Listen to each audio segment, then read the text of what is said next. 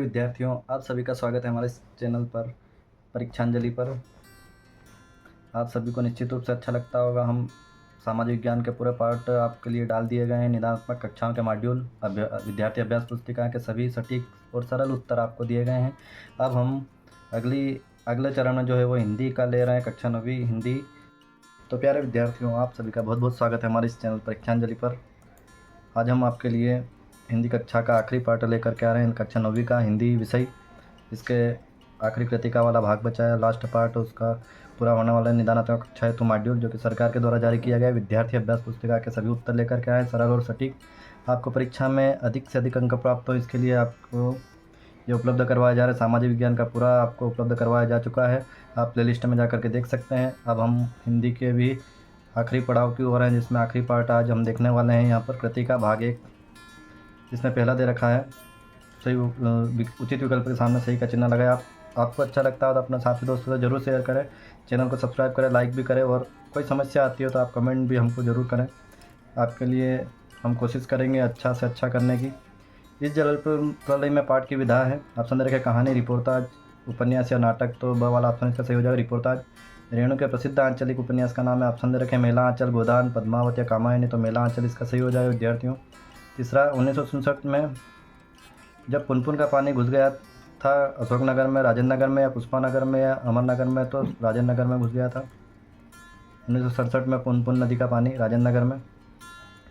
नानी के पति शादी के तुरंत बाद उन्हें छोड़कर बैरिस्टर पढ़ने चले गए थे। ऑप्शन दे रखा जबलपुर, जापान, रूस या विलायत। तो विलायत चले गए थे, विदेश।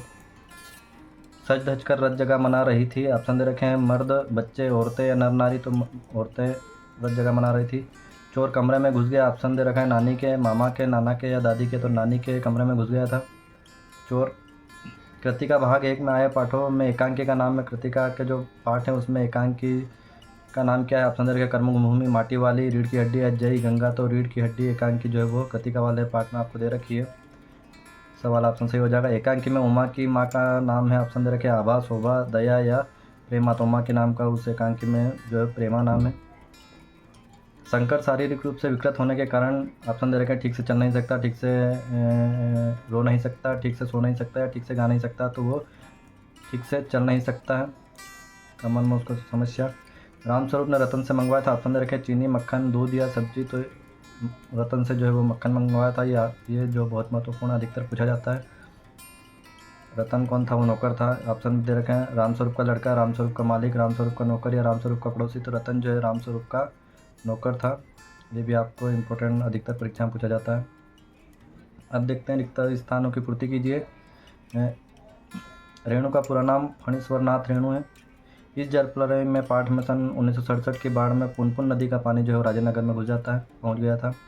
वह ज़मीन जो जोती या बोई नहीं जाती हो उसको प्रतिभूमि कहते हैं। मेरे नाना पक्के साहब माने जाते हैं। ये इम्पोर्टेंट अधिकतर पूछा जाता है। वे पारिजात से कम जादुई नहीं मालूम पड़ती थी। नानी के मन में देश की आज़ादी के प्रति जुनून था। ये भी इम्पोर्टेंट है, अधिकतर परीक्षा में पूछा जाता है, आपको याद रखना है। लिखेगा कि माँ की शादी होने से पहले ही नानी की मृत्यु हो गई थी। ये भी याद रखना है अधिकतर। हमारी बहू तो ऐसी है कि धोई, पोछी और छींके पर टांग दी। लेखिका मृदुला गर्ग की तीसरे नंबर की बहन का नाम जो है वो चित्रा था। उर्दू में तालीम शब्द का अर्थ जो शिक्षा होता है। 15 अगस्त 1947 के दिन आज़ादी का जश्न देखने लेखिका मृदुला गर्ग जो है टाइफाइड रोग होने के कारण नहीं जा पाई। 15 अगस्त 1947 के समय लेखिका मृदुला गर्ग 9 वर्ष की थी। ग्रामोफोन एक तरह का जो है वो बाजा होता है। रीढ़ की हड्डी एक तरह का, ये का जो है आपको इधर की साइड लिखना है, यहाँ का पहले आ जाएगा और बाजा उसके बाद में इधर गलत यहाँ पे छपा हुआ है। एक तरह का बाजा होता है, इसको आपको काट कर देना। ये का एक तरह का बाजा होता है। रीढ़ की हड्डी खालिस्तान विधा में लिखी गई, तो ये एकांकी विधा में लिखी गई। रीढ़ की हड्डी एकांकी में कुल 6 पात्र हैं। सही जोड़ी की देखें तो ऑप्शन दे रखे हैं इस जल प्रलय में मेरे संग की औरतें, रीढ़ की हड्डी पंच परमेश्वर। तो इस जल प्रलय में जो है वो विद्यार्थियों गवाला ऑप्शन सही हो जाएगा, फणीश्वरनाथ रेणु के द्वारा लिखा गया है। और मेरे संग की औरतें ये मृदुला गर्ग के द्वारा लिखा गया।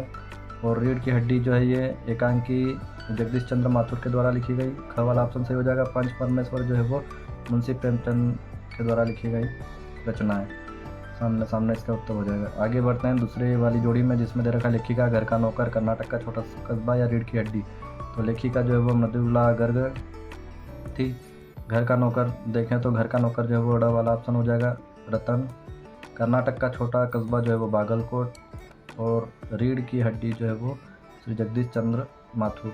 ये इसका सही ऑप्शन ग वाला हो जाएगा। इस प्रकार से जोड़ी मिलाना है। एक वाक्य में उत्तर लिखिए। तो साक्ष्य पत्रिका के विशेषांक का नाम है, साक्ष्य पत्रिका के विशेषांक का नाम जो है वो नदियों की आग है। ये भी इंपॉर्टेंट प्रश्न अधिकतर पूछा जाता है परीक्षा में। साक्ष्य पत्रिका के विशेषांक का नाम नदियों की आग। पानी देखकर लौट रहे लोगों की आंखों और जुबान पर एकमात्र जिज्ञासा क्या थी? तो पानी देखकर लौट रहे लोगों की आंखों और जुबान पर एकमात्र जिज्ञासा थी कि पानी कहाँ तक आ गया है। इस जल प्रलय में पाठ में बाढ़ के पानी को क्या कहा गया है? तो बाढ़ के पानी को इस पाठ में जो है मृत्यु का तरल दूध कहा गया है। इंपॉर्टेंट है, ये आपको याद रखना है, बहुत महत्वपूर्ण है, अधिकतर प्रश्न में पूछा जाता है। पान वाले की बिक्री अचानक क्यों बढ़ गई? तो पान वाले की बिक्री अचानक इसलिए बढ़ गई थी क्योंकि लोग बाढ़ देखने जमा हो रहे थे। रीढ़ की हड्डी एकांकी किस समस्या पर आधारित है? रीढ़ की हड्डी एकांकी जो है वह सामाजिक समस्या पर आधारित है। मेरे संग की औरतें पाठ में लेखिका के कुल कितने भाई बहन थे? तो मेरे संग की औरत पाठ में लेखिका के कुल 5 भाई बहन थे। लेखिका मृदुलागर की परदादी ने मंदिर में जाकर क्या मन्नत मांगी? तो लेखिका, ये भी अधिकतर पूछा जाता है परीक्षा में। लेखिका की परदादी ने मंदिर में जाकर मन्नत मांगी कि पतोहू का पहला बच्चा जो है वो लड़की ही होनी चाहिए।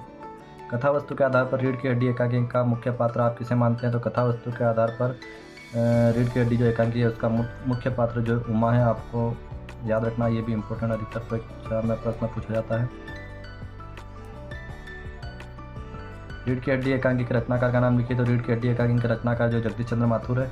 लेखिका मृदुला गर्ग के नाना पढ़ाई करने कहाँ गए थे? तो पढ़ाई करने वो विलायत गए थे।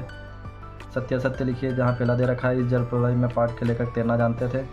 तो बिल्कुल तैरना नहीं जानते थे, वो डर रहे थे, वो रिक्शा में बैठ करके गए, फिर भी बाढ़ पीड़ितों को वो बचाते थे। फणीश्वर नाथ रेणु ने रिपोर्टाज के अलावा अन्य उपन्यास भी लिखे हैं, तो बिल्कुल सत्य है ये। परती का अर्थ वह जमीन जो बोई या जोती नहीं जाती हो, ये भी बिल्कुल सत्य हो जाएगा। विद्यार्थियों खाली जगह पे आपको सत्य लिखना है। विभीषिका से तात्पर्य भयंकरता से है, तो ये भी जो सत्य हो जाएगा। मृदुला गर्ग ने अपनी नानी को देखा था, तो ये असत्य है, नानी उनकी पहले ही शांत हो जाती है। नानी को मेरी माँ की शादी की कोई फिक्र नहीं थी, ये जो है असत्य है, बिल्कुल बहुत फिक्र थी। नानी के मन में देश की आज़ादी के प्रति जुनून था, तो ये बिल्कुल सत्य विद्यार्थियों, आपको सत्य लिखना है। अगला, रामस्वरूप दकियानुसी ख्यालातों के थे, तो ये यहाँ पर रामस्वरूप दकियानुसी ख्यालातों के थे, ये सत्य हो जाएगा विद्यार्थियों। यहाँ पर असत्य लिख रखा है, लेकिन ये सत्य हो जाएगा। रामस्वरूप की पत्नी का नाम प्रेमा था, तो ये बिल्कुल सत्य है। उमा जो है साहसी लड़की थी, ये भी जो सत्य हो जाएगा विद्यार्थियों। उमा से शंकर का विवाह हो गया था, तो ये असत्य है, उमा से शंकर का विवाह नहीं हुआ था, मना कर दिया। शंकर बाबू वीकेंड पर चले गए थे, तो ये जो है वो सत्य हो जाएगा। इस प्रकार से आपको सत्य सत्य लिख लेना है। कोई समस्या आती है या कोई संशोधन होता है तो आपको ज़रूर पाठ में बताया जाएगा। आगे पाठ में आए अनवरत, अनगढ़ और स्वगतोक्ति शब्दों के अर्थ लिखिए। तो अनवरत का अर्थ जो है निरंतर या लगातार, अनर्गल का बेतुकी, विचारहीन या मनमानी, अनगढ़ का जो है बेढील या टेढ़ा मेढ़ा अनगढ़ होता है। स्वगतोक्ति जिसमें अपने आप में कुछ बोलना, उसको स्वगतोक्ति बोलते हैं, स्वगतोक्ति। गोलंबर के पास जनसंपर्क की गाड़ी क्या ऐलान कर रही थी? तो गोलंबर के पास जनसंपर्क की गाड़ी से ऐलान किया जा रहा था कि भाइयों, ऐसी संभावना है कि बाढ़ का पानी रात्रि के करीब 12 बजे तक लोहानीपुर, कंकड़नाग और राजेंद्र नगर में घुस जाए, अतः आप लोग सावधान हो जाए। ऐसी जो है वो ऐलान किया जा रहा था। बाढ़ पीड़ितों की मदद हेतु नाव पर क्या क्या होना आवश्यक है? इम्पोर्टेंट प्रश्न है। बाढ़ पीड़ितों की मदद हेतु नाव पर पकाई घाव की दवा, दिया सलाई की डिब्बियाँ और केरोसिन तेल, केरोसिन या किरासिन लिखा है, किरासिन तेल रहना चाहिए। रेणु जी के मित्रों के नाम लिखिए। तो जितेंद्र जी, विनीता जी, बाबू भैया और इंदिरा जी रेणु के मित्रों के नाम है। आगे बढ़ते हैं। बाढ़ पीड़ित क्षेत्र में कौन कौन सी बीमारी फैलने का भय रहता है? अधिकतर ये प्रश्न पूछा गया है। तो बाढ़ पीड़ित क्षेत्र में बुखार, प्लेग, हैजा, मलेरिया इत्यादि बीमारियों के फैलने की आशंका ज़्यादा रहती है। अगला, शिक्षा बच्चों का जन्मसिद्ध अधिकार है। इस दिशा में लेखिका मृदुला गर्ग के विचारों को लिखिए। तो लेखिका मृदुला गर्ग बच्चों की शिक्षा के प्रति बहुत जागरूक थी। जब वे कर्नाटक के छोटे कस्बे में रहती थी तो उन्हें पता चला कि वहाँ बच्चों का कोई हाई स्कूल ही नहीं है। उन्होंने कैथोलिक मिशन के बिशप से स्कूल खोलने को कहा, लेकिन वे तैयार नहीं हुए। तब उन्होंने लोगों से मिलकर स्वयं अंग्रेजी, हिंदी, कन्नड़ और 3 भाषाओं को सिखाने वाला एक स्कूल प्रारंभ किया। मृदुला गर्ग अपनी नानी से क्यों प्रभावित थी? तो मृदुला गर्ग की नानी पढ़ी लिखी न होकर भी स्वतंत्र विचारों वाली एक महिला थी। उनका अपनी बेटी का विवाह स्वतंत्रता सेनानी से कराने का फैसला तथा पुराने समय में भी पुरुषों के मिलने के साहस रखने के कारण से लेखिका ने अपनी नानी को कभी न देखने पर भी प्रभावित किया।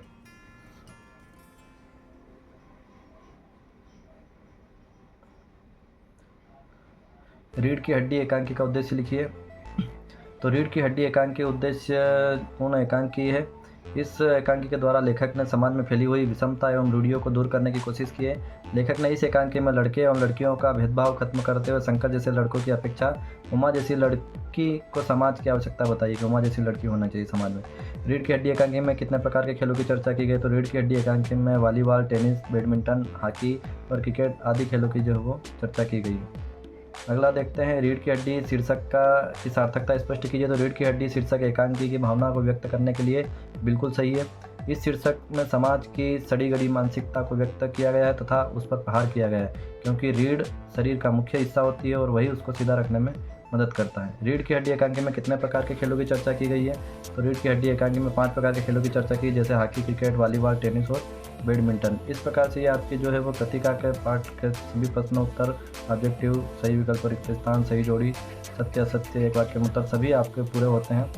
इस प्रकार से आपकी ये पूरी निदानात्मक कक्षाओं की जो पुस्तक है ये आपको हल जो है वो उपलब्ध करवा दिए गए हैं। आपके लिए एक आदर्श प्रश्न पत्र सेट किया गया है, जिसमें ये आपको ही तैयारी करना है। जो आपने पढ़ा है, जो आपने लिखा है, जो आपने समझा है, आपको याद करके इन प्रश्नों के उत्तर जो है वो आपको खुद को देना, तैयार करना है और आपको अपना नंबर मिलाना है कि आपको कितने नंबर प्राप्त हो रहे हैं। आप सभी से निवेदन है कि ये पूरा पेपर आप हल करें, ताकि आप अपना खुद का आकलन जो है वो कर सकें कि आपको कितने नंबर जो है वो प्राप्त हो रहे हैं, कितने नंबर आपको कुल प्राप्त हो रहे हैं। तो इस प्रकार से ये सभी प्रश्नों के उत्तर आपको अपने कापी में लिख लेना। यहाँ पर आपकी किताब में जगह नहीं दी गई है, इसलिए अपनी कापी में इन सभी के उत्तर उतारें और इन प्रश्नों को हल करके अपना खुद का आकलन करें कि कितने नंबर जो है वो आपको आ रहे हैं। इस प्रकार से आज हम जो है वो हिंदी का पूरा जितने भी पार्ट थे ये सभी आज हमारे पूरे हो चुके हैं। हिंदी की निदानात्मक कक्षा है तो जो मॉड्यूल है,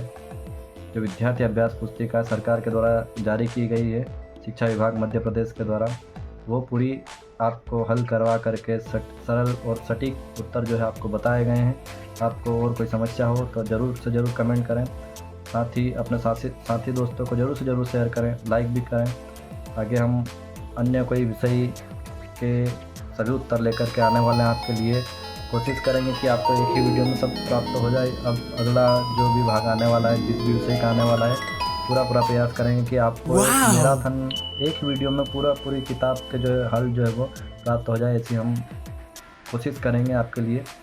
आप सभी से निवेदन है कि लाइक सब्सक्राइब ज़रूर करें, अपने साथी दोस्तों को भी करें। आप सभी हमारे साथ जुड़े रहे, इसलिए आप सभी का बहुत बहुत धन्यवाद।